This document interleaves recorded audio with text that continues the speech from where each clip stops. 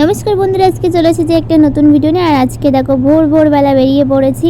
কোথায় যাচ্ছি তোমাদেরকে বলবো। আর এখানে দেখো আমরা হাঁটতে হাঁটতে চলে যাব, দুজনে মিলে হাঁটি করতে করতে চলে যাবো দক্ষিণেশ্বরেই। দেখো আমরা চলে এসেছি হাঁটতে হাঁটতে দুজনে মিলে।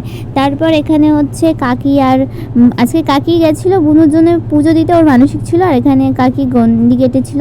আর এখানে দেখো আমি ভিতরে যেতে পারিনি, কারণ বুনু আমার পুরো একদম বমি করে ভাসিয়ে দিয়েছিল বাসে।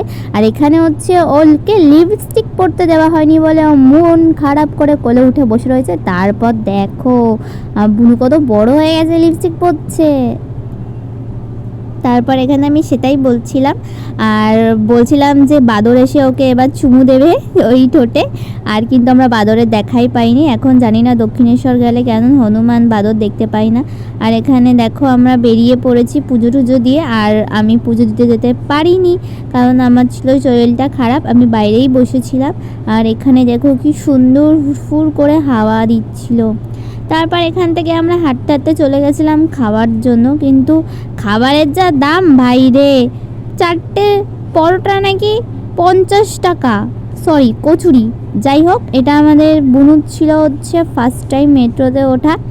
আর ও বারবার বাসে বমি করছিল আর বারবার বলছিল যে আমার নেমে যাব।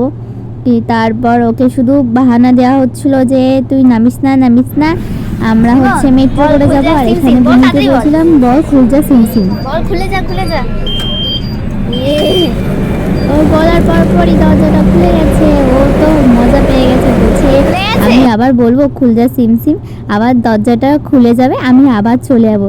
তারপর এখানে বলছি বুনু পোজ দে একটা ফটো তুলি। তারপর এখানে বুনুকে নিয়ে কোলে বসিয়ে এখানে আমরা দুজনে গল্প করতে করতে ট্রেনে করে আমরা বাড়ি চলে এসেছি। আর তোমরা বলো আমাদের ভিডিওটা কেমন লেগেছে। আর এখানে দেখো আমাদের দুজনেরই চোখ মুখ একদম ঢুকে গেছে। টাটা সবাইকে।